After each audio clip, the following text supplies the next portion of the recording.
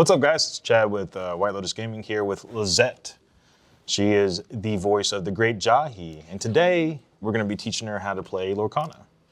How you doing, Lisette? Good, how are you? I'm doing pretty good. You excited? I'm really excited. So, are you a big Disney fan? Yeah. When did that start? Literally since I was born. Yeah. My mom and my dad are Disney people too. My mom especially, huge Disney person, has Winnie the Pooh tattooed on her and everything. Nice. But then I also worked for the theme parks.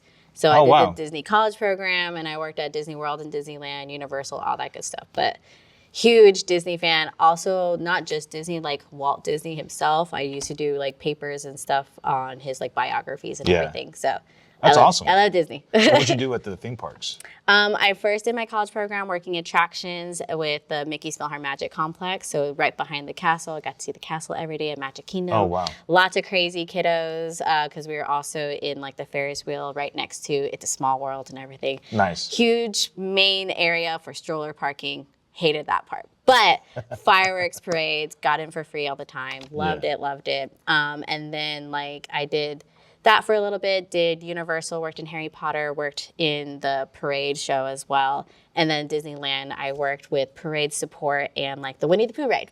So, oh, wow. Yeah. So where was your favorite location to work at? Mickey's PhilharMagic complex. Yeah. Why is that? We always said it was like the hidden jewel of Disney. At the time, it was the top rated attraction because it was something that all ages could enjoy. And it was just a 4D movie. Get out of the heat. It like had different features of Peter Pan, Little Mermaid, all the different things. They've updated it since, but it was just magic, nostalgia, all in one. And we got the best spot for like fireworks in the back of the castle because they always shot up right behind us, so it was really cool. I really wanted to work for the parks after our band took a trip there, and we got to perform in the parade and walk the route and everything, and it was just this kind of moment where you turn and you see the castle there, and like as a Disney person, I was like, wow, such a magical moment. I want to work here someday because everyone was so nice. But yeah, I still have friends that work there, and then I'm jealous every time I see them post stuff. Oh, yeah? You wish you could go back, or do you like what you do? No, I need to go back and visit. Yeah. One of these days, I would love to like retire in California where I can just do my acting stuff, but then also get to go perform during the holidays because Halloween to the New Year, they're always doing festivities and things. So that's a goal, like 10 years or so. Retire in California. 10 years? You're going to retire in 10 years? What did that put you at? Retire. Oh, okay. As an actor, you retire. As in, you find your spot, but you're going to still work there, but you're just in that one place. Right. Okay, But cool. Move to California. Or Disney can always move to Texas. That'd be great. That'd be cool. That'd be great. Then they would be like in all points of America. Exactly. From Because east there's a to little west. Universal coming to Frisco area. Yeah. So we were talking earlier, we were just like, all we need to do now is get to Disney, be set. Yeah. Don't have to worry about traveling to either side of the country. That'd be cool. I think I actually heard rumors that they were moving Disney to Texas. But that was a few years ago. So. That was so long ago, and they haven't done anything since. I'm very much aware of their movements. It's like, haven't happened yet. That's fair. All right, well, we have a few gifts for you joining us for White Lotus Gaming. So the first thing is we have this White Lotus Gaming deck box. Has our logo on the back, and then our name on the front. Right. So this is 3D printed by my wife. And then inside of it, you open that so easily. Yeah, practice. We have a little, just a how-to. So this comes with so what we did is we gave you a pre-constructed deck, and it comes with these items here, and then this is like a paper play mat. Okay, yeah. But this deck is your deck in your sleeves, That's so cool. and it is a princess-themed pre-con. That's awesome. Yeah, so it has the owl from Winnie the Pooh, has Happy, the Seven Dwarfs from Snow White, and then you have Gaston from Beauty and the Beast. Yeah. I'm so excited to go through these. It's so cool. Yep, so that's our gift to you. And on top of that, we have this Lorcana trading card game gift set. So it'll come with your own Stitch binder to put your cards in, and you'll get 4 free booster packs with it. That's amazing. And then on top of that, we got you a play mat from... Oh, wait, there's more. Oh, wait, there's more. With Elsa. And then finally, That's awesome. when you forget everything I taught you today, you'll take this gateway back home where you can teach all your family members how to play the game of Lorcana. I'm so excited. Everything you need to be able to teach them. It has decks, it has how-tos, all that stuff. So Oh my God. that's it. That's so exciting. I'm so excited. So if you want to go ahead and open your playmat. Yeah. Let's get started. Have you played Lorcana before? Never. So being a big Disney fan, why haven't you played Lorcana? One, didn't know it existed. One of my friends, actually, he's another voice actor. He was the one who told me about it last year. And he was really more of like, oh, have you heard of this? It's a card game and everything. And growing up, oh, she looks so pretty. Yeah, it's a very nice playmat. I like the colors. Yeah. That's awesome. So soft. But no, growing up, we played like Yu-Gi-Oh! And Pokemon and stuff like that, but like didn't really get into it. Mm-hmm. And he had discovered Lorcana last year. I don't know how long it's been around or anything, but he discovered Lorcana and he was really getting into it. He was like, you should really get into it. Like, I know you would really like it. And so I looked it up, and that's pretty much the extent of what I've done. I'm really good at not spending money.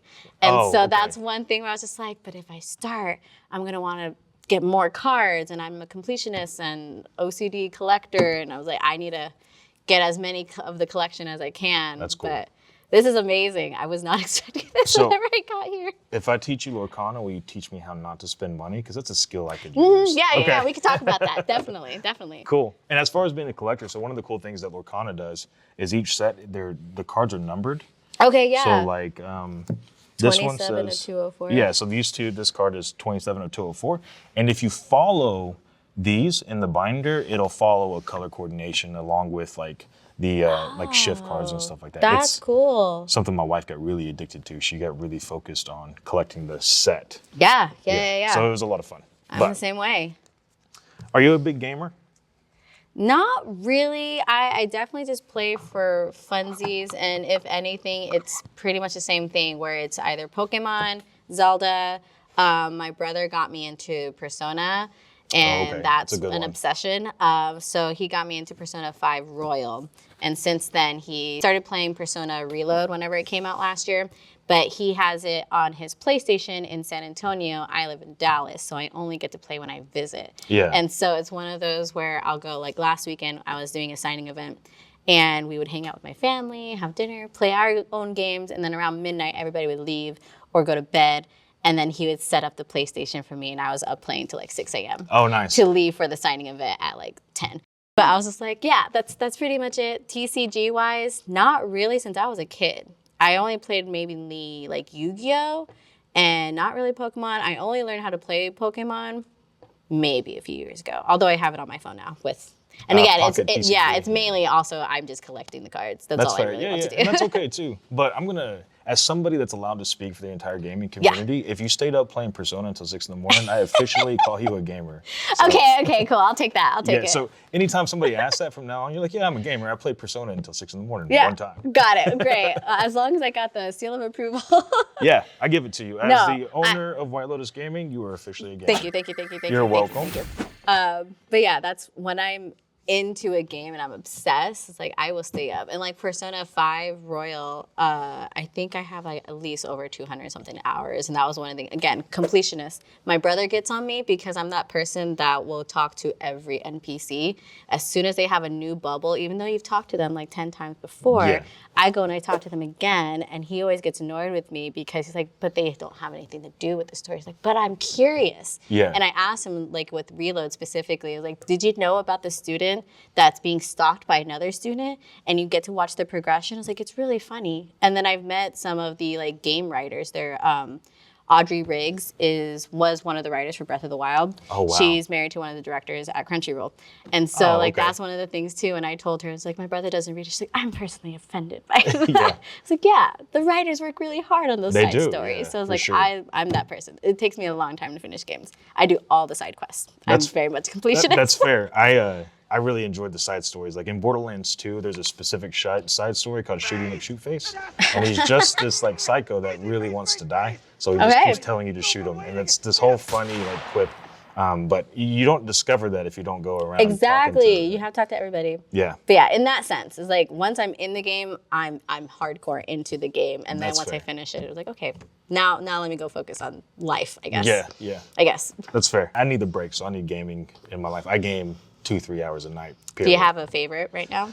Right now, man, that's a tough question. I just started playing Monster Hunter Wilds last night, and it really last night. Yeah, I was up till 3 in the morning. So see, there you go.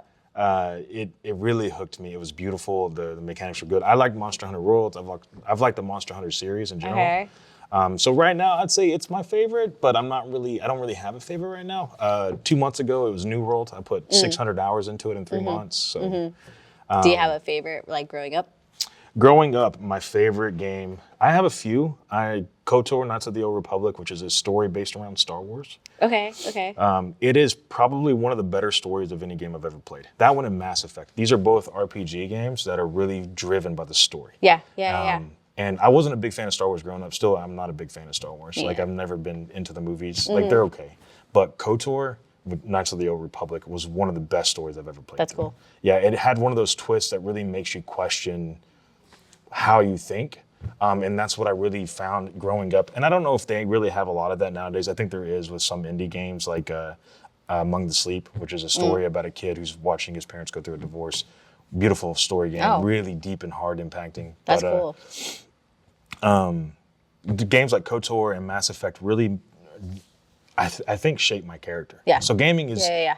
like really a part of who I am, and not just in the sense that I'm this nerdy guy who spends all his time playing the game and doesn't have a job or whatever. But it shaped who I am, and it really guided me morally. Like, so playing games like Shadow of the Colossus, where you play this through this game, and I'm not going to ruin it for anybody that's watching this video or you, I really recommend going to play it. But the story of the game really makes you question how you view things, and really forces you to rethink your perspective. So that's what I've always found in gaming. Now, there's also games where I've played like Call of Duty, like Black Ops 2. I was ranked top 200 in the world in hardcore domination. So, I mean, I've gotten sweaty before, but story games really drive that home. In college, I wrote my entire art history survey paper was based on Assassin's Creed 2. So That's cool. yeah, I referenced the game in my citing the sources. Yeah. That's so funny. Gaming is everything to me, so I'm a big fan of it. You want me to go ahead and show you kind of how this game plays? Yeah. Okay, cool. So I'll start by showing you some of the cards. So there's 2 types of cards. Actually, let's focus first on why we're playing the game. Okay. And I'm gonna butcher this because I don't know it by heart. But the idea is you've been called in to this alternate dimension where they need you to battle this evil that's coming, and they need you to battle it by casting characters to save the world. So you're this ink caster, right, effectively, and you're casting these characters to help stave off I think in the previous one it was Ursula, and then in the newest, so it's called the Illumineer's Quest. So you're an Illumineer. You're casting these items to fight the big bad. So that's the general idea. Now, the more casual side of it is we're playing 1v1. Yeah. But in the Illumineer's Quest, you fight Ursula, which is this big raid boss. Or in the new one coming up, it's Jafar. So that's kind of the idea of it. Question. Yeah. Have you been to the theme parks before? I have not. So they don't have any, and I only learned this recently that they don't have it anymore. But while I was there, they had a card game at Magic Kingdom that was the idea as well. So I'm curious, I'm gonna have to look it up later. I wonder if they took that once it closed, like only a couple of years ago, and started making this, because the idea was you ended up whenever you went to the theme park, if you went into the firehouse, you were able to get like a key to open up these locks. And it was each of the different lands. So you have like Tomorrowland, Frontierland, and like Fantasyland, all that. Each of the different lands had a villain that was trying to take over the area. And you, as the hero, you were like a Merlin apprentice, because Merlin is looking for heroes to help them. Okay. And so you got a little pack of cards that you started your day with. And you had like, at the time, you can get it on your Magic Band. At the time, I got the key card. And you go to these little windows that are like displays in the shops. But if you go to the right spot, you touch the key card and the magic mirror opens up and you're playing against the villains and stuff with their like cohorts and things. So like you had Main Street and the villain was Cruella. And so you're trying to fight and like save the puppies, but you have to go, you beat one villain and then they send you like, here's a clue, and you have to find that store window. Yeah. And you go throughout the park and everything collecting, and people would have like decks of cards and they would go trade and everything like that. But it was very much that same premise. And then at the end, you fought Chernobog at the very end, and Hades and stuff like that. And then like, okay, now you finished. Thank you for saving Magic Kingdom. Do you want to play again? Kind of sort of thing. But it was really cool. Sounds very similar. That's crazy. So I was like, I wonder if that's where it came from. I will say that this game is extremely well thought out as far as a card game goes. And I mean, that would make sense if they based it on something that already existed. Yeah. So That's so cool. So 2 of the main cards you're going to see is you're going to see a non-inkable card. And you can tell because there's no design over the number here. And then an inkable card, which is this. So this is where you get your power from as an ink caster. Okay. So whenever you play your turn, you'll have your cards in hand. And then you will get to, once per turn, unless you have a card that says otherwise, ink a card. And that's how you get your power. So let's say I'm going to ink the queen. So I show my opponent the queen, and basically it's to prove that she's inkable. Yeah. And then she goes face down into your inkwell. And this is where you derive your power. So as an ink caster, you rely on the power of the inkwell to cast the queen. So the problem is whenever you play the card, whenever you play the character, she becomes a wet character. So because you just drew her, she's not active yet. So you can't quest with her or anything like that. She's not in the world yet. Yeah. So then on your next turn, you have three steps before you start your turn. So you ready, which is you turn anything that's exerted, unexerted. So you straighten it out. And then you set, which is where you take, where a card you played becomes dry, and they're able to quest now. And then you draw for your turn. Okay. Right? So that's the process. So it's do those 3 steps. You draw from your turn, and then you do your turn. Yeah. Like that's what, like when you would attack and stuff like that. Yeah. So Okay, then you would ink another card. So let's say I ink the queen, and then you can play a new card. Let's say I have 3 down, and I play 3 for Belle. She becomes wet, and there's nothing else to do for the turn. And then on my next turn, I would ready, set, draw. I would maybe not ink this card and choose not to ink because you're allowed to do that. And then exert 1 to play Al.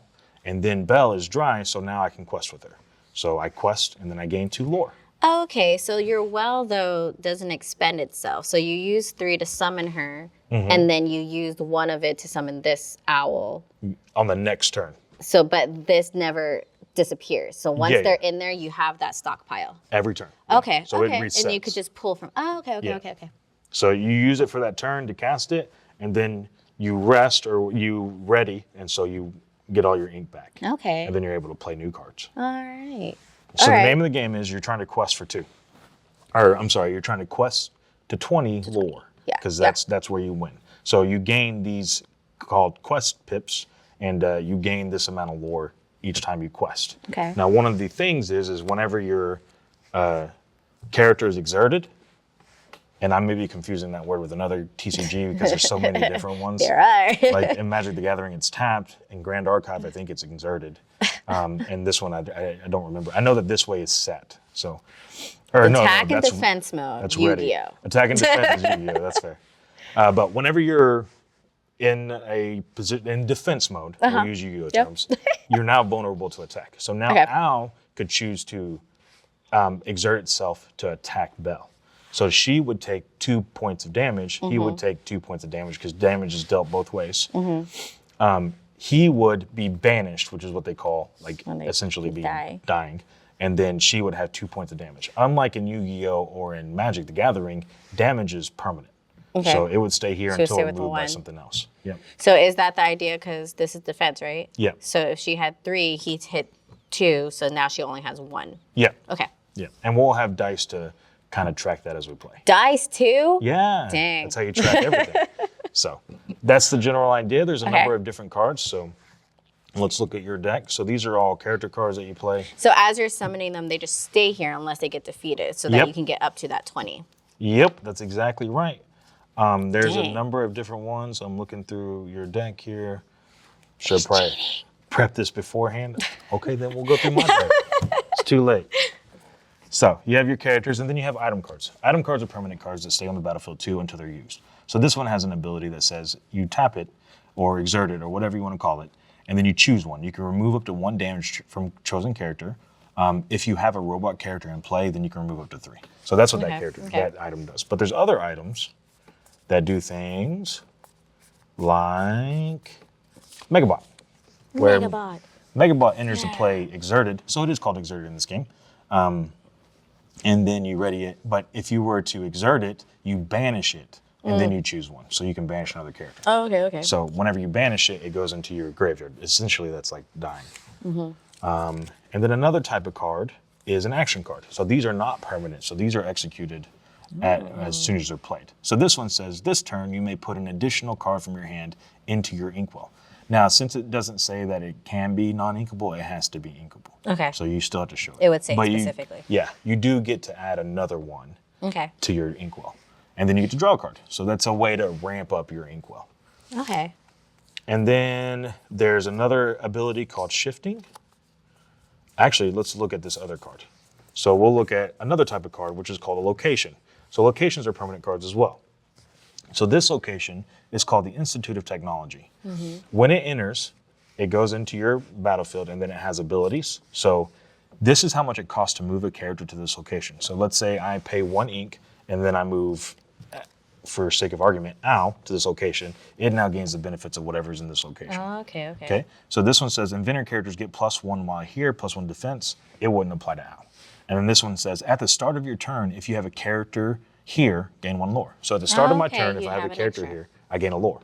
Okay. Now they have 5 defense, which just means that you can attack. They don't do damage back. So if you attacked out with 2 owls and a bell, you would hit it for 6, and then this location would be banished. You can stack attacks? Yes. Oh, okay. Yeah. And unlike with magic and things, you can choose to exert it, come and go. So you can quest with them, and then go do something, play another card, and then attack with another one. So like it doesn't have to be So there's declare different all things attacks happening at, at the same. Okay. So Okay. that's the general idea. And then I wanted to show you a shift card, which I don't know if you have any in your deck, but just in case, let's go ahead and see what that would look like. So we have this gadget hack wrench, right? So we have 2 gadget hack wrenches. So you can tell that they're different because underneath they have a different title. So this one is the perceptive mouse, and this one is the brilliant Bosun? bassoon. I'm gonna butcher that one. Sure, whatever Bosun. that means. Yeah. So this one has an ability called Shift 4. So you can see that she costs 6 regularly, but if I have another gadget already in play, so let's say I'm playing and I have this gadget in play, I can shift her, paying 4 instead of this cost, to put her on top of this gadget. And when you do that, since this gadget was already dry, this card comes in dry. So you can immediately quest with her. Okay. Yeah. Okay. So that's the general idea. The other real big one, and this goes for all TCGs, so anybody listening that doesn't know this is important. Reading the card explains the card. Yes. That is always the go-to. Yes. So there are definitely mechanics that you may not know, like Shift 4, but a lot of times they have helper text that kind of explain what that means. And then there's They have quotes and things. flavor quotes and stuff. Yeah, I've been looking at them. Those ones don't really do anything for the card. They're just fun for the call collector. them flavor quotes? Flavor text, yeah. Oh, that's so funny. I think that's the right word for it. I may be butchering that too. There is a specific name for this type of text. Okay. And it's literally just there for decoration. Yeah. But that's the general idea. Do you have any questions? No. Okay. Yeah. Well, then we will go ahead and start shuffling. So Is there a part? Okay, as someone who doesn't really play TCG, is there a certain way that you should be shuffling your deck whenever you're playing games? Yeah, so the easiest way to shuffle in TCGs, I don't know if it has a legitimate name, but basically they have to be sleeved for this to work, okay? So you take half the deck, and then you take the corner of it and you put it at the top and you let it fall you just try to put them into in. place. Yeah. So you kind of just, good. so the trick is you want to come in at a small corner. It's all right, it takes time. So you want to take the deck and then that corner piece, you want it to get there because you want it to be able to hold the cards up, and then you loosen on the bottom and kind of just wiggle it in. Oh, there you go. There you go. Hey, it takes time. I just do a normal card shuffle, typically, without trying to destroy them. Yeah, be very careful with that with TCGs because you'll definitely bend the cards out. Yeah. You can't do like they do in the anime and somehow it gets shuffled perfectly every time. So there's When they another, do the yeah, there's That's another shuffle that's pretty good. So people, whenever they're playing a deck for the first time, because pre-constructed decks aren't shuffled. You can see all the cards. Yeah. So what they'll do is they'll go ahead and line them out and just do this and random orders, doing whatever just to get a good shuffle going. So this is an easier way for those people that have a hard time figuring out how to get the corner shuffle going. Not a little. I mean, you People could don't definitely normally do that. wash that. I did that when I was a blackjack dealer. I did that a lot. Yeah. It's scary to do because you can definitely bend the cards. Okay, yeah, I can Yeah, see so that. That's funny. You want to be careful doing that too. I like the designs on here. How many would you say is typically in a deck? Or is there a certain amount that's supposed to be in a deck? For Lorcana, it is 60. 60, okay. Yeah, you can Oh, have that's so 4 of many. the same card in the deck. Okay. But that's it. Same name card. So like there's the Gadget Hacker, it's Perceptive Mouse, and then the other one that I can't say, the Bosun, whatever, Yeah. the Brilliant Bosun. That counts as one because it's a gadget, or is it a different card because it's a different type of card? It's a different Okay. title, so they're both their own card. Interesting. So that's the general idea. I want to say that there's no cap on the number of cards you can have in a Lorcana deck. I think you can have I may be confusing that with another TCG. Uh-huh. So in post-production, I'll go ahead and flash it on the screen. Actually. Hey, you can, so. That's funny. But a lot of TCGs go kind of set on the 60. Okay. I know the Magic you can go over 60 in Standard. In Commander, there's 100 cards. Jeez. Grand Archive, it's minimum of 60, and then it goes as long as you can still Minimum. shuffle. Yeah. Dang. As long as you can shuffle without help, then you're allowed to That's have that many cards crazy. in here. Yeah, But with small hands, that wouldn't work. Yeah, you start to lose a competitive edge the more cards you have. Yeah, I'm sure. Because the probability of you pulling whatever card you need to win is lower and lower and lower. So I really appreciate how easy you are to talk to. You're really good at this. Yeah. Is that a talent, or you just always been extroverted? Not at all. In the sense that I'm naturally very introverted. I don't normally, unless I'm going to work or going to run an errand somewhere, I don't normally leave. I don't like to talk to people, kind of sort of thing. I laugh because a lot of my friends get mad at me for not texting them back, like simple things like that. Yeah. I prefer just to hang out with my animals at home and stuff like that. But I do actually credit the Disney Parks training for a lot of that, because I've always been able, granted my family's very extroverted, like my mom and them, Right. but like for me, whenever I'm at work or if I'm doing an event or meeting, talking to people, I'm really good at turning on a switch that we get trained at work to do. And I would teach other people to do that too whenever I was like a supervisor at Six Flags and stuff, where they had like the simple rules of like, they called it the 5 to 10 rule, that if they are 10 feet away, that's whenever you acknowledge that they are in your bubble, they exist. Okay, yeah. And you make that eye contact. And then whenever they're 5 feet away is whenever you would go and actually talk to them. And it would be a lot of times where, especially in Florida, where I just have my hat, have my sunglasses, and I look like I don't want to talk to anybody. Yeah, yeah. Granted, Disney also had a rule that if you got caught not smiling, like they had resting smiling face. Oh, and wow. I've learned that I now have that, and it's like set in stone for me, that if you... I have the other version. Yeah, exactly. Yeah. Most people do, and you could literally get written up for that because you're supposed to be a very inviting welcoming place. Yeah. And so you would be standing around doing maybe nothing, people watching a lot of times, but you had to have that smile and look approachable. And the moment someone came up to you or in that space of the 5 foot, and all of a sudden you're like, oh my gosh, hi, what are you doing? La, da, da, da. I like your hat, I like your shirt, and things like that. So My compliment favorite them. thing is to compliment them. Okay. And finding something that I genuinely like, and a lot of times it's like a bag or a keychain, something that's more obscure, that they put it on there because it makes them feel better, but not everybody might recognize it. Right, so then you take away the whole aspect of it being fake because you look for something Yeah. that you actually like. Yeah. Trying to make it as genuine as possible, especially like growing up, I was a super weeb, I was a nerd, and nowadays too, and like learning now that like being a Disney adult is a bad thing. Yeah. Never in my life I ever thought that. People would go to the parks like, I know I'm like 50 years old, I know I'm like 30 something years old, and Right. I'm meeting the princesses, like I don't care.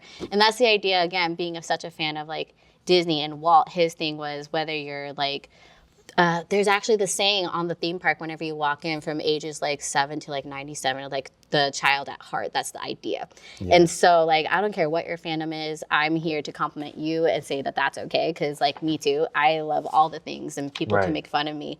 And that's usually like what people are just like, I really like the fact that you are yourself kind of thing. If you Yeah. walk into my apartment, you see all my anime, manga, and books, and whatever fandom, all of my collection of Disney, Universal, all the things, stuffed Right. animals. People are just like, oh my gosh, you have kids? No, those are my stuffed animals. Yeah. What are you talking about? I collect these guys. But it's like, it's okay to be into the thing that you're into, Right. because that's what makes you happy. So like, I'm gonna be that person that compliments it, especially if it's something obscure. Like I like a lot of older anime and shows and things that a lot of people don't know about. So whenever I see like a keychain or a pin, that's one of my favorite things. Like I'm gonna go and I'm gonna compliment you, and that's obviously just like a surprise and genuine relationship, friendship that you just kind of broke Right. the ice for. Like I made a lot of friends that way. And like even if it's like an anime convention or at the parks and stuff like that, you remember that experience. And I've actually had people whenever I worked at both parks that they would meet me at one and remember me when they went to the other one Oh, because wow. of that kind of Yeah, interaction. you make that So impact. I love that. You really, it showcases that being extroverted, not necessarily the extroverted, I think that's more of a core person, but being able to communicate and overcome social anxiety, that's teachable. Yeah. That's a skill you can learn. So just like leveling up in D&D, you just put +2 in charisma. And then- yeah, exactly. that's where The you go. charisma. Yeah. That's the whole thing too. Like I naturally, weirdly enough, gravitate towards a lot of extroverted people. And I Yeah. think it's because of that. Like I enjoyed their energy because that's so not me. Yeah. But whenever I am in those situations, like my brother and my sister are also introverted. My mom and my dad are so extroverted. They can make friends with their neighbors in the most strangest places. But there's been a lot of times where we're in family gatherings or big group settings and stuff like that. And I'm the one that has to like help break the barrier between families and strangers and stuff because like I can turn on that switch from being introverted to extroverted and kind of making people feel comfortable. Right. And that's a complimented I've gotten multiple times growing up. It's like, you just make me feel safe and comfortable. It's like, Yeah. thank you. I I think like that. that is one of the best compliments. I get that compliment often. I wouldn't say all the time. but Yeah. It's something I strive for. I want to be a safe space. I want Yeah, to be, exactly. You know, and you talked about it earlier where like, you know, people have their fandoms and everything. It's something that I've learned as an adult that took me a really long time to learn. And it sounds counterintuitive. The more I grew up, the more I realized it was okay to be into the things I was into. Yeah. And there's nothing wrong with it. It doesn't make me any type of way. It doesn't mean that I stink. It doesn't mean that I have a neck beard or whatever derogatory thing they say about being a nerd and gamer.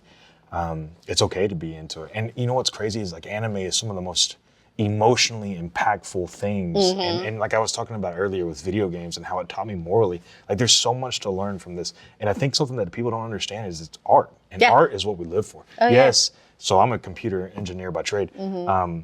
And that's stuff that's important and logically it makes sense to build on that. And those are absolutely needed. But art is so important to life. It gives us a reason to live. Yeah, and it helps true. us see the beauty of everything. Yeah. And I think that's so important. And gaming and anime, that's art. It's just a different form. That was a big thing too whenever with the COVID closures, where everyone was talking about like the art industry or like acting and stuff like that, where, oh, we don't want to put money and help the people and stuff like that. But then you think about whenever you were stuck at home, what were you doing? Right. Watching TV, reading books, playing video games. Yeah. And like that's the entire industry that you're not wanting to give money towards. Yeah. But then if you think about it, it's like that's so much a part of your life that you don't think about. But yeah, I remember that being a big conversation during COVID closures. Yeah, that's a good conversation to be had.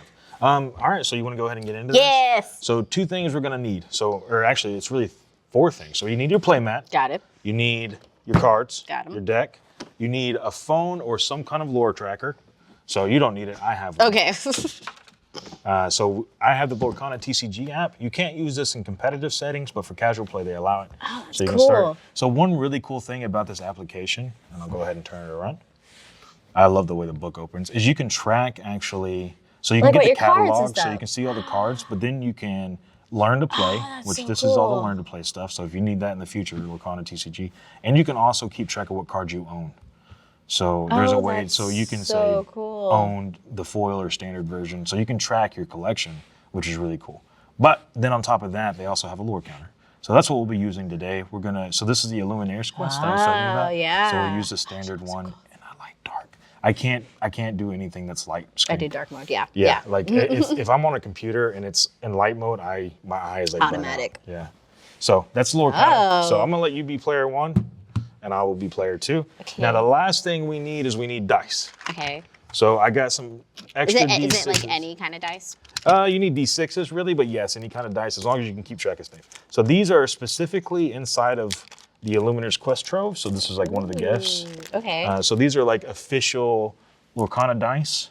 And then I noticed your Legend of Zelda shirt. Yeah. So I brought out my favorite dice that I own, which is this 8-bit series dice.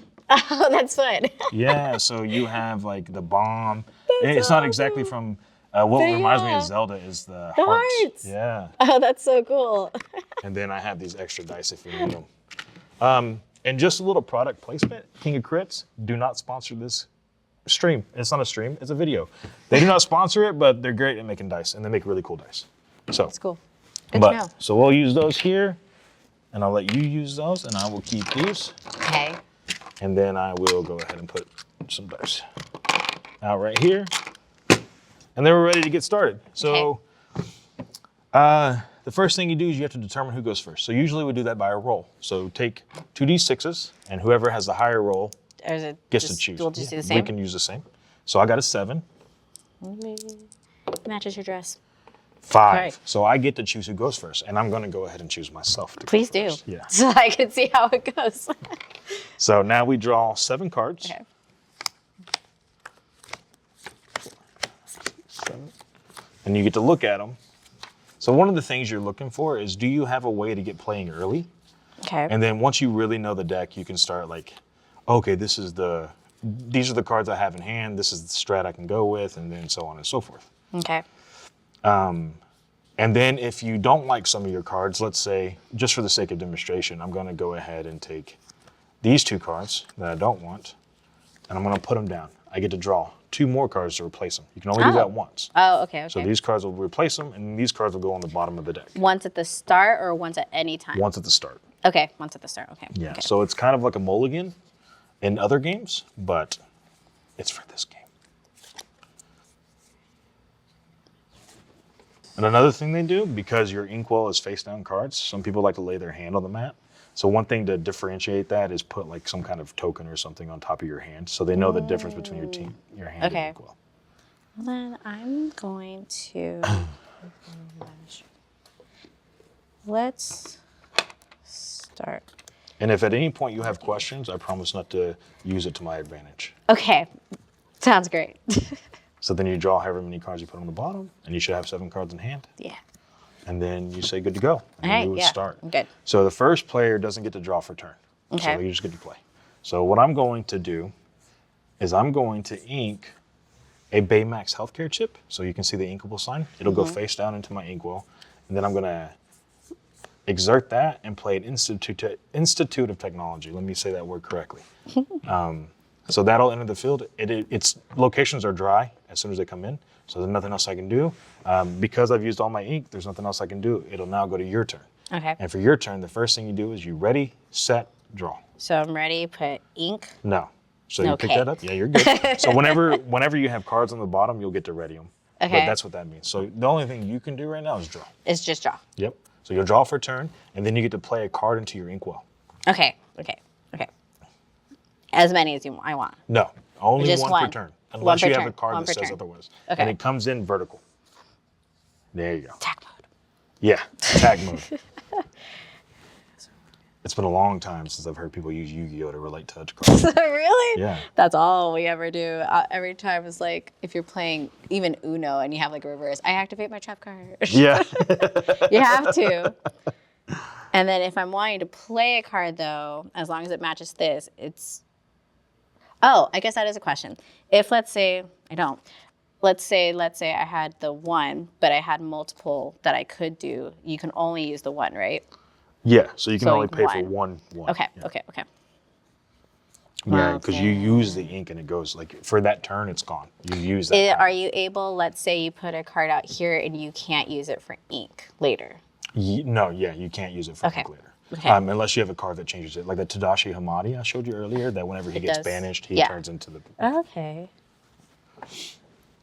Well, then that's it. That's all you That's all got? I can do. Okay, well, I'm going You can't attack my attack points, right? It's still going into you. Yeah, so you don't have I don't any have attack points. Yeah. Got it. But I'm going to definitely run up, but I don't have any characters. So. Okay, yeah. But I could quest for lore. I will ready, set. I don't have anything to set. Then I will draw for turn. Okay. So I will pick up my cards. And then I will choose to ink. Let's go with, we're going to ink a bin. So you can say he's inkable. So he'll go into my inkwell. And then I will pay 1 ink to play a yokai. So he's wet. But I'm going to pay 1 to go ahead and move him to the Institute of Technology. Okay. Okay. So I had to pay the 1 to move him here. And he's an inventor, so now he gets +1 to his defense. So he has 3. Okay. And then at the start of my turn, if he's still here, I'll gain a lore automatically. Okay? That's all I can do for my turn, so I will go ahead and pass it to you. Okay. Start with readying. Yeah, so you're which ready, means- which you didn't need to. So you Yes. just turn it from sideways to straight up. So that's Okay, what so ready it's just is. gonna sit here No, because I'm not doing anything. vertical. Yeah, it'll just sit there since you didn't do Okay. anything. And then you'll set, which you don't have anything to set, and then you'll draw. And then you get to play a card into the Do inkwell. that. What does questing mean?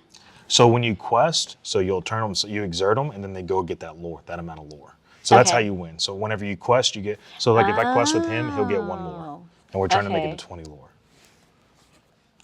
So it's just like a triggered ability. So if it says when you quest, do this, then whenever you quest, you can choose to do that. Usually if it says may. If it doesn't say may, then it's mandatory. But Okay, so we're gonna ink. Oh, I have to show you ink. there you go. Yeah. Ink. I didn't show you that one, but it's the same thing. Ink. Okay. Let's go ahead and do this guy. He enters exerted. Like Okay. that, right? So this character enters play exerted. So exerted This is like way. that. Yeah. And then So you pay the 2. So Yep. turn them sideways. this way. There you go. Yeah. And that's just a visual representation saying That hey, this is what how I'm much doing. ink- Yeah. Bop. Now he's on the field basically, but I don't want to do anything, Okay. right? What are you? Because you're now at 3. I have 3, but you couldn't attack anyways because he's exerted. He has to be unexerted Okay. to be able to attack or anything like that. Okay. All right. End my turn. You'll end your turn. Okay. So the first thing I'll do is ready. I'll set. So Yokai becomes set. So now he can quest, and then I'll draw for turn. So, do you have a favorite Legend of Zelda game? Ocarina of Time.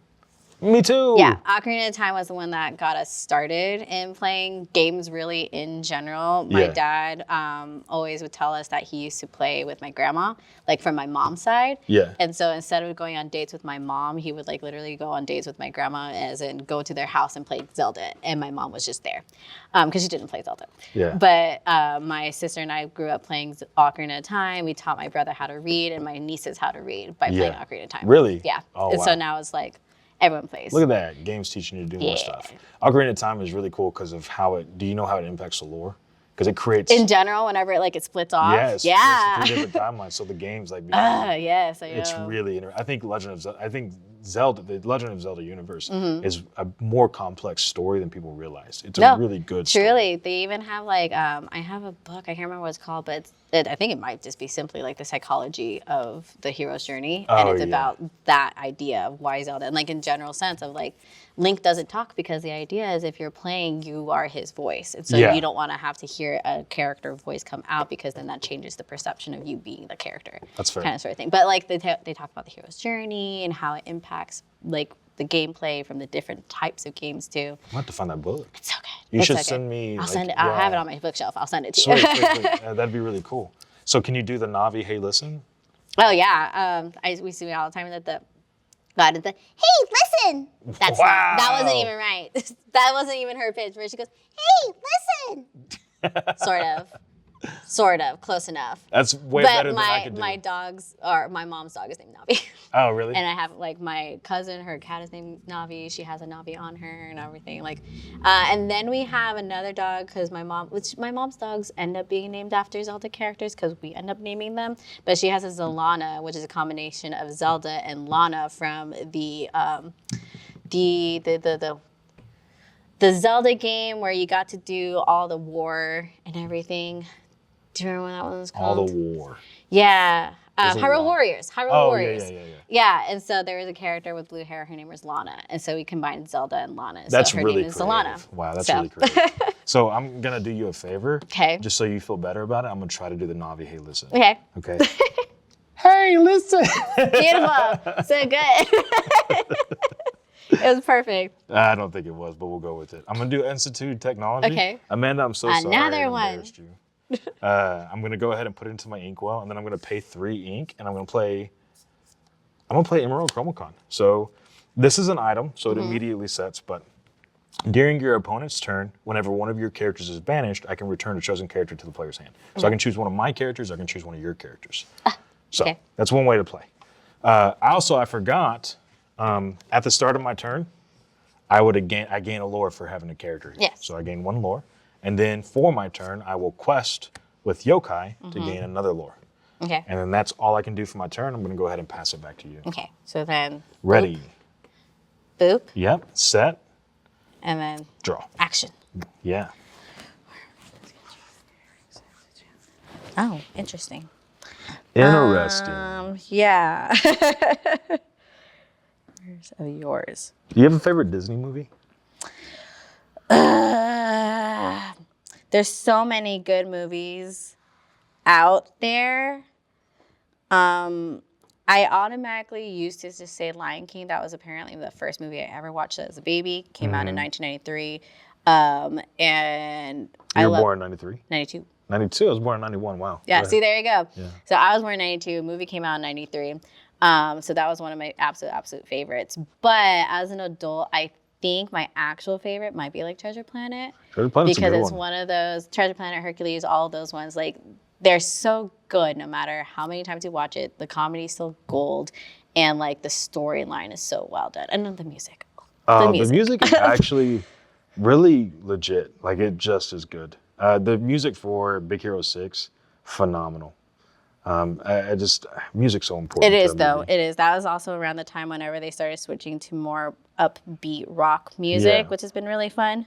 Okay, I'm going to use this to bring this guy out. Okay. Right? Yeah, so he has a trigger ability. Yes, it's just whenever you play this character or another Seven Dwarfs character, you may give chosen character, I'm assuming that's one, or is that not negative? -1 attack. One attack. Cool. Does that just like give any just for character? this turn. Yeah, so like if you give him -1, that way if you attack him with this, he'll deal 1 damage here and he'll deal 2 damage here. So like that's the idea there. So you can attack somebody for free almost. And don't forget, you can also play a card into your inkwell. So if you're wanting to... Okay.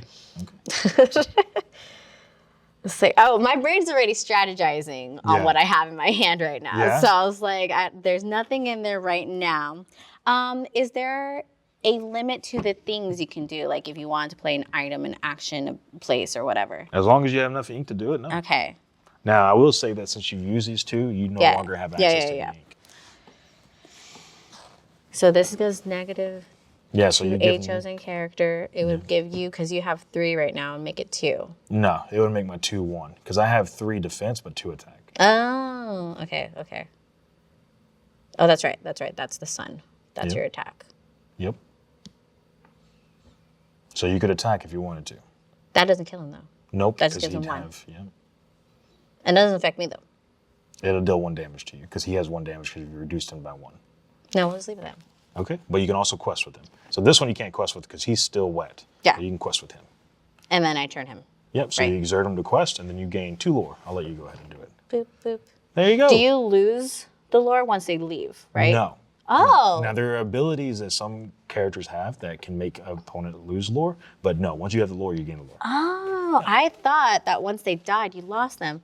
Oh, that changes the game. Okay. Oh, yeah? Yeah, kind of. In my head, in that sense. You'll no longer be able to gain 2 if he dies. Okay. Because he's the one giving you 2 lore. But once you have the lore over here, you have the lore. Once you have the lore, it's there. Yeah. And but once he's back, you can't get it again. No, you absolutely can. You do it every turn, yeah. I didn't. Okay, cool. So, cool. But I have a connection in my brain now. Got it.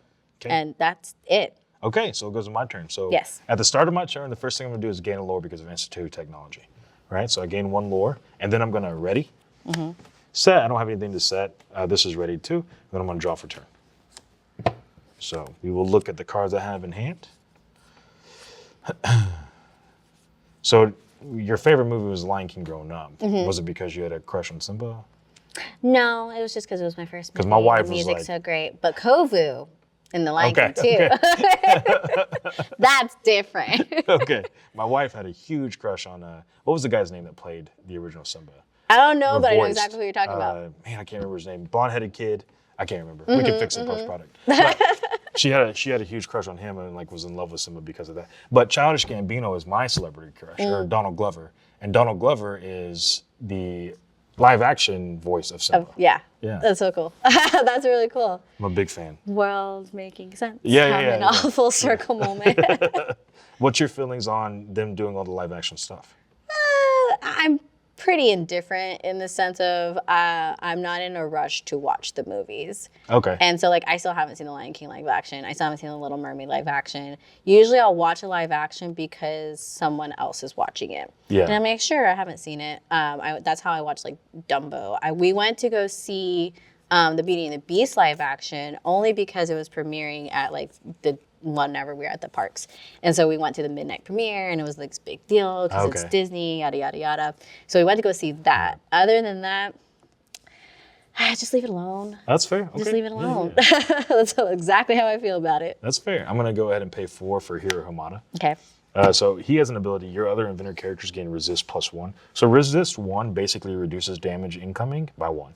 It doesn't increase his defense here. It just reduces the amount of attack coming at me. Okay. And then I can also, he has this other ability where if I pay 2 ink, I can look at the top card of my deck. Nice. And then put it into the top or the bottom of my deck. Okay, so okay. That's the general idea. So he's played. I will go ahead and quest for 1 here.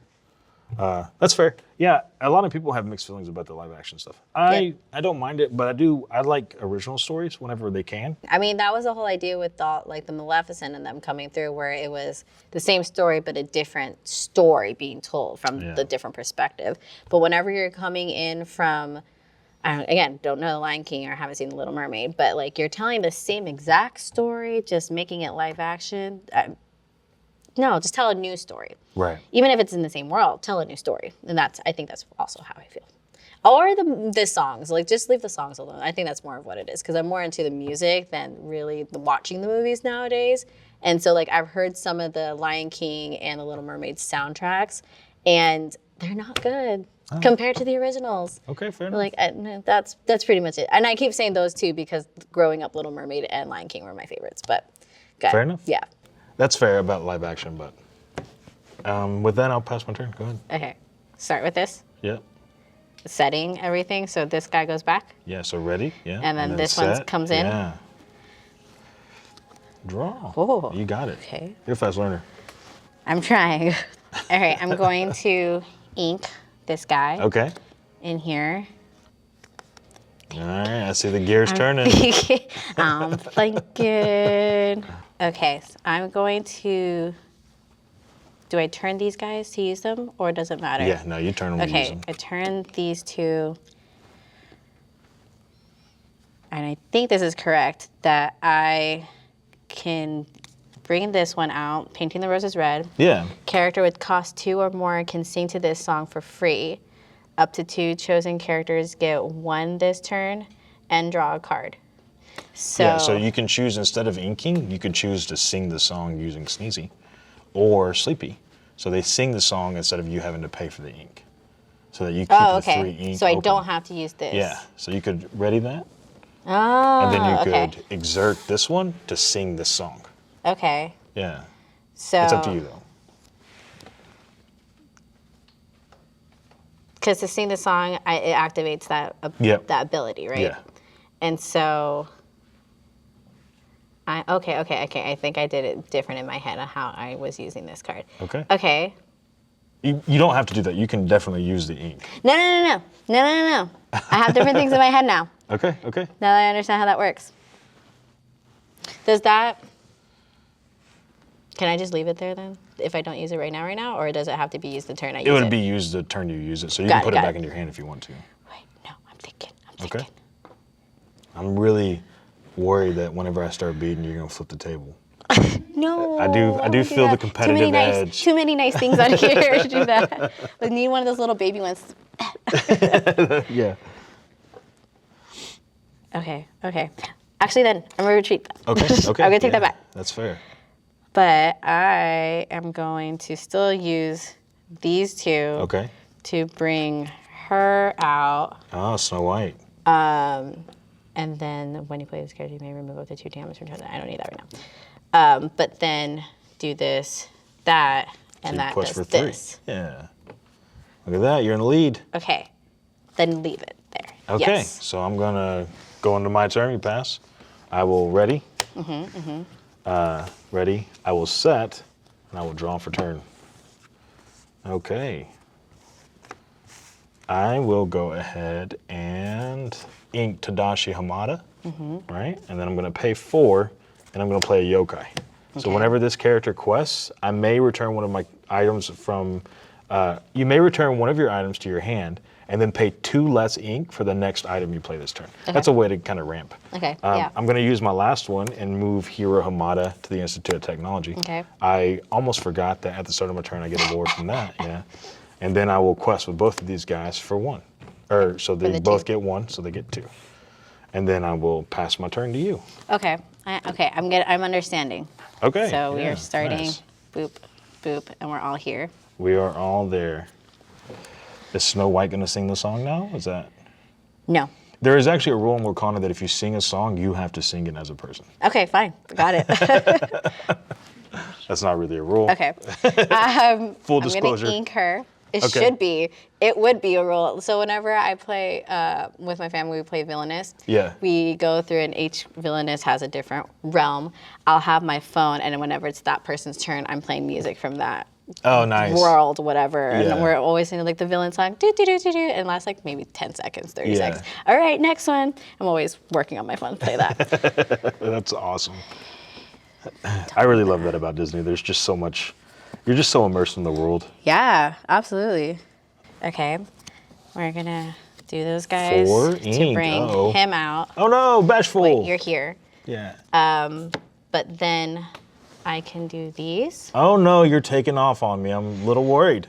4, 1, 2, 3, 4. Okay, and now you got a 3 guy coming in. Yeah.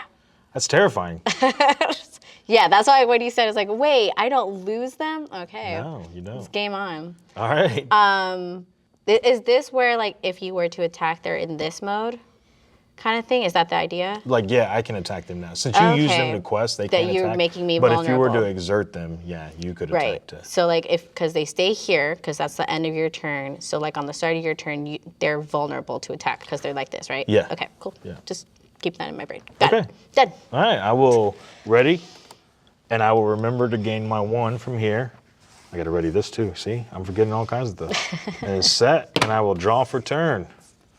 Okay, well I'm gonna Okay, got a gadget. ink a gadget, and then I'm gonna pay 6 and play a gadget. Okay, This yep. is a special card. This is an enchanted gadget hack wrench. Very cool with the gold-plated stuff. Yeah. Now I'm going to go ahead and go, I'm gonna quest.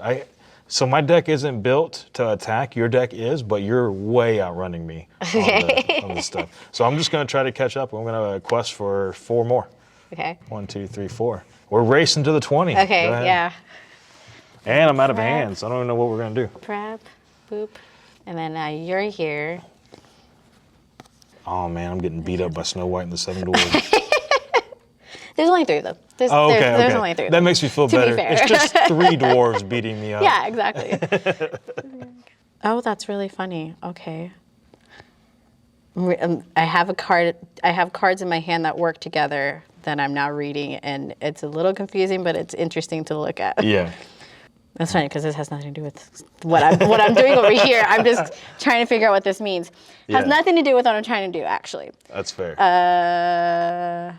Man, you could quest for 7 this turn. Ooh, man, this game is getting close. When we're attacking, I'm attacking your defense, right? Yeah. Okay. But damage is dealt to both at the same time. Oh, okay. We're gonna do that. 4? Okay. I was like, which side am I facing? Well, he has to join the group. Oh, Grumpy's out now too. Yeah. It's a close game, neck and neck, 12 and 9. Coming around the final stretch. Oh, okay. Okay, I think I understand what that means. Yes. We'll do these. So you're questing? Yes. All right, you quest for 5. 3, 4, 5, 6, 6, 7. Yeah. Uh-oh, I got bad news. Okay, what do you do? Go ahead and ready, Uh-huh. set, gain my 1 from the Institute of Technology, Uh-huh. and then I'll draw for turn. Uh-huh. Okay, I'm gonna pay 3 for Tadashi Hamada. Then, that's game. I'm gonna go ahead and quest for 3, 4, 5, 6, 7. And that Dang, puts me there at it 20 is. right there, yeah. Exactly 20. Yep. Wow, okay, that's not hard. Yeah, it's really not hard. It's a Yeah. fun game. It's really cool. So there is some interaction. You can't interact on my turn, but there are cards that will interact with my board too. So it's a lot of fun, and it gets more complex the more you get into it. Like I said, this is a pre-constructed deck. Yeah. This is slightly upgraded. I'll give you a secret, so don't feel bad that went that way. But yeah, so. So I was trying to figure out. I have now Gaston and 4 dozen eggs. Okay. In my hand, and he was basically saying Singer 5, this character counts as cost 5 to sing songs. Yeah. What does that mean? Okay, so you remember you can sing for what it's worth here, so he's worth Yes. 3. He could sing a song for 3. But because he has Singer 5, that 3 becomes a 5. So he can sing for a song that's 5. So if he didn't have Singer 5, he could only sing for 3. So this requires 4 to be sung. So whenever you sing, you'd be missing 1. Okay. But because he has Singer 5, he'd be able to sing that. Okay. Yeah. Okay. But yeah, and then I never could use this because I didn't have an item. That's fair. So what'd you think? That was cool. Yeah, did It's you fun enjoy to it? see the characters too, and that's what makes Yeah. it more exciting for a Disney person. Yeah, no, that's fair. And I think what's really fun about being, if you're to be a casual player, now competitive players tend to not care, but casual play, you can build entire decks just based around Snow White and the Seven Dwarfs. Yeah. And like, or whatever you're interested in. Yeah, My yeah, deck yeah. is built around mainly Chippendale Rescue Rangers and Big Hero 6. Yeah, that's so cool. No, I think it's fun because it's such a fast-paced game too. Like Yeah, once it you can get be the very idea fast, of what you're yeah. doing, like that wasn't a long game at all. No, not at all. So a couple more questions before we end the video. So Yeah. I would love to get your opinion on the store and what we bring, what you feel like we do for the community. Oh, I love it. We keep talking about it. I don't know if it's been on camera or off camera. One, the idea, I love the space. When we first walked in yesterday, it was really cool with how big it is. Very Yeah. TARDIS-like. You walk in and it's like, wow, you just see the storefront. It's kind of small. And then you walk in and you're like, wow, it's this whole space. Yeah. And like, I made it a point to explore and like looking around at all the things. You have like your merch section and everything like that. But like, you go around the corner and you have the desktops for your PC gaming. You have your VR stuff. And like, I love the idea of the different sections for the game. Yeah. And like we had said too, of the allowing the space for the community just to come in, like people just coming in, it's like, we just have a table. We have our own stuff, Yeah. but we have a table and kind of just like, yeah, come on in, enjoy and everything like that. Last night it was really cool to see everyone getting excited about the bracket Yeah. and stuff like that Yeah. and coming over there and checking on that. And I like the idea of bringing different communities together. And you had mentioned doing the kids playing the older games and stuff. Yeah. Because I had happened in there and he was playing, or one of the kids was trying to figure out the Xbox. It's like, an Xbox? I haven't seen that in such a long Yeah. time. But he was playing a lot of the like older games and I was trying to tell him about old games that I used to play and stuff. And so that's like really bridging that gap. Again, we're talking about like playing games with our family. Like we Right. do it with generations. We've done it with all years and stuff like that. But this being a space for people to come and like kids are playing with the adults and playing with the Right. older adults Yeah. and things like that and having, it's just really cool. And like you're talking about wanting to create a safe space. I really enjoy it. That's good. And it's like, I know that you guys are bringing more things, Yeah. which is exciting. And that was one thing too, I was talking to people when they were coming to meet me and how, oh yeah, we just happened into the store and we were talking about different things to do. And even again, the community idea of what you guys are planning to bring to the stage and like having bakery come on through and like Yeah. having a space for people to just come and relax and do potluck and spend time together, which is really cool for like, cause like Shawnee isn't a huge space, Yeah. which means like, why don't you have like a bigger community place for people to hang out and Yeah. stuff and get to be open, like not just normal stuff, sports and things. This is video games. Yeah. And everyone can bond over video games and everybody can like enjoy each other and introduce each other to a new game. Hey, I played this and you play that. You might like this one kind of thing. Right. Which is really cool. You guys should do like a, what's it called? Like a book club, but for games. Yeah, so we were Book of the actually Monk. working on that. Yeah, See, yeah, there yeah. you go. Yeah, we were talking about calling it the Players Club. Yeah, So- see? It's like, I think that's really cool. And it really, I love the space, one, just in general, how Yeah. open it is. But then the ideas that you guys have coming, I think is really cool too. Well, thank you so much. I'm glad that we give off that, like it fits what we were wanting it Yeah. to fit. Yeah, So one of the last questions I wanted to ask you, one of the things we're working on right now is this Beyond the Wall initiative. So it's about growing the community, Mm-hmm. not just those that can be here in person, but those that can, engage with us online. And we were thinking about doing like virtual cons. So basically, cool. yeah, like inviting like you or Monet or whoever and have them here virtually so that y'all don't have to leave your house. Yeah. It's not as taxing on you guys and your family. And we only need 2-3 hours of your time, but we Yeah. do like we host like an online panel where you can interact with the customers and stuff like that. Yeah. Do you think that'd be something that people like you would be interested in? Absolutely. Do you think as you were saying that, I already have names in my head that I would reach out to. Oh yeah? Oh, Yes. That's awesome. I really just love having you here. I appreciate your energy. You are like one of the greatest people ever. Thank you. Thank you. That makes me happy. Thanks for playing I'm glad I Lorcana could with be us. one of your first. Yeah, or you were the first. absolutely The the first. first. Yeah. And you were the first we reached out to. So there's Thank that you. too. That's Yeah, so thank you for cool. doing it. I'm so excited and happy to be here. Yeah, I'm glad we were able to get it worked out. It was touch and go there for a minute, but I'm glad we got it. Yeah, I'm so excited. I'm so excited for what's to come with y'all stuff. Thanks. And I'm excited to play another round. Do you have anything new coming in for your stuff? No, just more events and things. I'm busy with work, regular human work, I guess. But no, we're waiting on the new seasons and stuff. I was talking to some people yesterday that how Crunchyroll does seasonal auditions and things, and we're at the end of the winter season, so we're excited for what to come in the spring season, and waiting for those auditions to happen.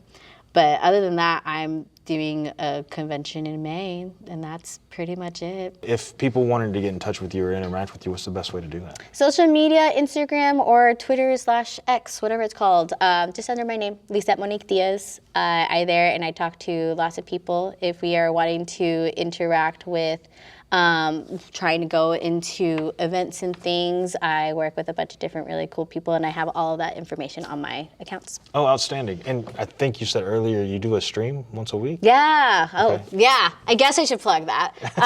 Yeah. So we call ourselves the Jahy Squaddy, which doesn't happen often, and a lot of the community directors and stuff are really surprised that we are still friends. With the great Jahy, you have the characters Jahy, Druge, and Landlord. Me, Suzanne. Doing the right order.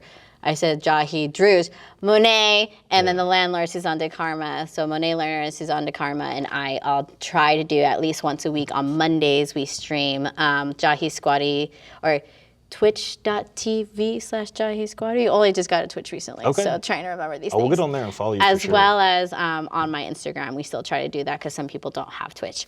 But we just do we do board games and try to do the different games. We've done Jackbox, we've done Betrayal, which is really fun. Oh, nice. We've played Life, and it's really, we're trying to figure out how streaming works, and it's really just a way for us, one, we hang out kind of sort of thing. A lot of people from their cast don't actually hang out or make friends and stuff like that. And a lot of directors are just we're surprised that you guys actually hang out and are friends and things. And we're one of the few cast members that actually do that all these years. Didn't know them 2 years ago, but now we hang out all the time. But it's really cool that we get to hang out and enjoy the fans together because we were all new whenever it started. So it's really cool. We get to do our little Jahy Squaddy hangouts once a week on Monday, and then we'll try to do little things like live streaming, signing events and stuff as well. So sweet. That's awesome. Yeah, we'll definitely follow you. Maybe we can get a follow back on Twitch. Absolutely. I don't know, and we'll stream you in store. Once we figure out how that works. Okay, that's fair. Yeah, so that's awesome. Yay. I really appreciate you again. I look forward to having Monet and what was the other lady's name? Suzanne. Suzanne. Yeah. I look forward to having them in the store too. Yeah, absolutely. Yeah. Absolutely. I also have other names. Don't worry. Okay, yeah, we can get together and do that. Maybe we'll get the whole squad up here. Jahy Squaddy at White Lotus Gaming. Oh my gosh, they would love that. They would love that'd that. be awesome. Well, thank you so much. Y'all have a good night, guys. Remember to follow her at Lisette Monique Diaz. There we go. Hey. And you can follow us at WLG Social. This is on our YouTube, probably. I don't know. Wherever Ben puts it. Y'all know Ben. We'll catch y'all later. Bye. Bye.